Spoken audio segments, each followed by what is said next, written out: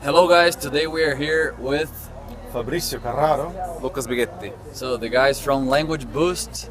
We are gonna use many languages here. Actually, it's gonna be a problem because it's hard to subtitle it. But if you wanna use Spanish, Italian, French, you can do whatever you want. Portuguese. Yeah. We are in a polyglot event here. It's not actually only for polyglots, but it's an event to practice languages. So these guys here, like they've been to many of these all around the world. We created one even in Armenia. Armenia, yes. Yeah. Can you tell a little bit about this story? Yeah, basically we moved to Armenia, me and Lucas and with some other friends. And when we arrived there, we went to meetup.com, this kind of websites to look for events, this kind of stuff.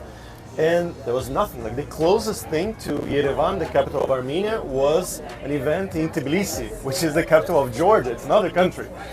So I saw that and I was very disappointed.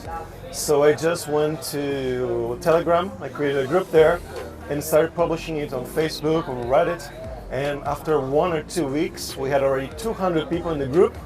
And we started organizing the events, meeting the people there, and it was really nice for a while we were there, only 3 months. And later we gave the group away to the people who stayed there in Yerevan because we had to leave, and the group still exists, so we were like the creators of it. It was a pretty good group because we got the chance to speak so many languages. There, Russian, I don't know, Armenian. I remember there was a day I think I spoke at least 8 languages. That was Chinese, French, Italian, German, yeah. Polish. So, well, yeah, it was a good group.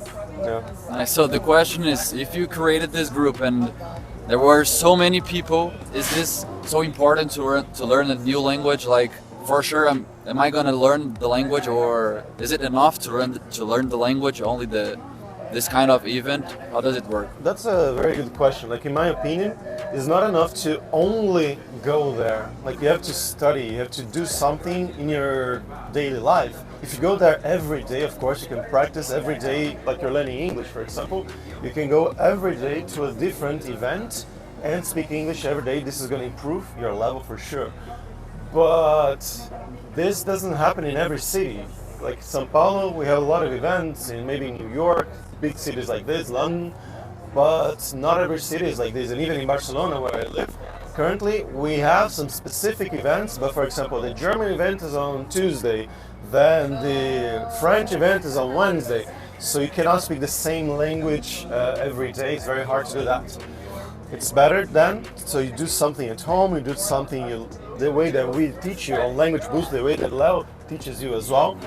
You do something while to immerse yourself in a way to learn and to practice, and then you go to these events to put your language to practice and to maintain them as well.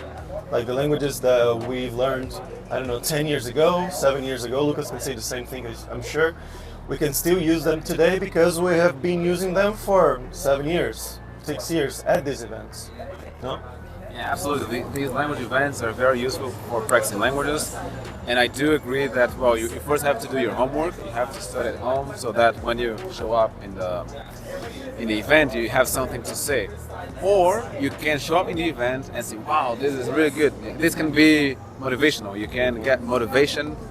You meet interesting people that you want to talk to. You go back home, you study more, and then you come back and then you practice the language you're studying with the locals and also with people who happen to be traveling in the place where you are. Okay, really good. And how about shy people? I have like a basic level and I don't speak very much, I don't practice very much. How do I do to practice the language? Is it for shy people too? Of course, the first time will be hard. Let's forget about language. Right? Imagine that you are a shy person and you go to a new place, you don't know anyone. Well, it will still be hard for you to talk to the people who are there, right? But if you keep coming, like today, maybe you'll get to know 2-3 people, and then, when you come back, you will talk to these people again, and maybe get to know someone new. So if you keep going to these events, you will know lots of people, and then you will feel more at home. You will feel more comfortable around these people. Yeah, it's definitely a way that you have to go out of your comfort zone to be able to really leverage everything that you can from these events. But I am shy as well, and when I went to my first language exchange, it was, I don't know, maybe 13 years ago, more than 10 years ago for sure. I was just like, oh my god, there's so many people, and I have like a little tag with my name on it, Fabricio, and I didn't know who to talk to. I just had my phone there, so I was like looking at my phone, and yeah, not really talking to anyone, just trying to wait for someone to invite me, and they did actually. Like someone, the organizers, they notice that you're new, that you're like shy maybe, so they come to you, they talk to you, they bring you to a group, put you in a circle, and then you start talking to the people in the circle, and that's it. And then you go to the next circle. The second time you already know the person from the first circle, like Lucas said. Yeah, of course you have to have a good group for that, but I think it is for shy people for sure. And I think it's also quite easy to get started because these conversations are quite natural, you know, like there is a main topic, you know, languages. So it's very easy to start asking questions such as, how long have you been studying English? Do you speak any other languages? You know, like the questions, they flow because everyone here is either learning a language or they want to practice, maintain the language they already speak. So usually, the questions are about language learning, and if there is some person from another country, well, then it gets even easier because then you can ask, oh, where are you from? How long have you been living in Brazil? And then like the questions come naturally, I think. Yeah, and even if it's people from Brazil, you can talk to them in English. Like I'm Brazilian, I'm gonna talk to another Brazilian in English, and we're gonna develop a kind of like a relationship, a friendship like this. It is very doable. Yeah, so talking about friendship and relationships, like, do you think you have more friends from events or from the internet? Like people you met from the internet and you started practicing, or like language partners? Yeah. That's a very good question actually, because I've been to many events. When I was living in São Paulo, I was going to these events every single Tuesday, so I made a lot of friends there, and it was the same people all the time. So I made very good friends who are still my friends today. And then,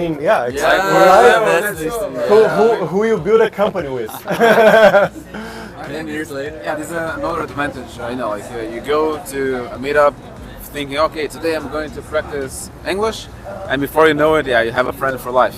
So, yeah, exactly. So it's a very good place to get to know people.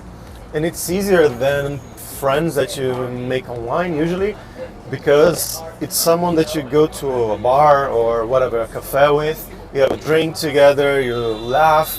With people that you meet online, it can be good as well, but both people have to be very committed, because otherwise they're gonna just like, I'm gonna answer tomorrow or 1 week from now.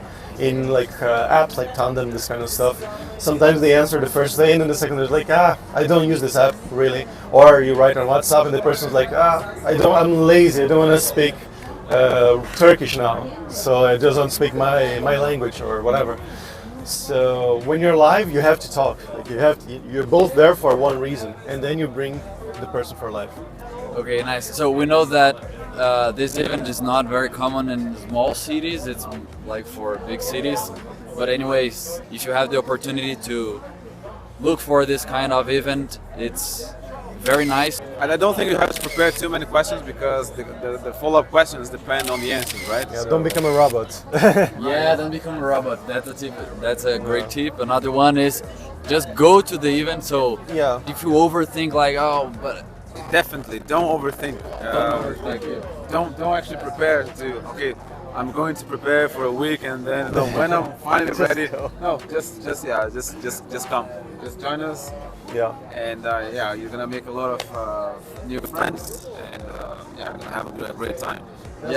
See you around the world, I guess. Yeah, that's the point. So we just recorded a video for their channel too, so you can check the link below here.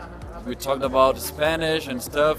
They have many great videos, and that's in English, so that's a great content to practice your English, so just check below here.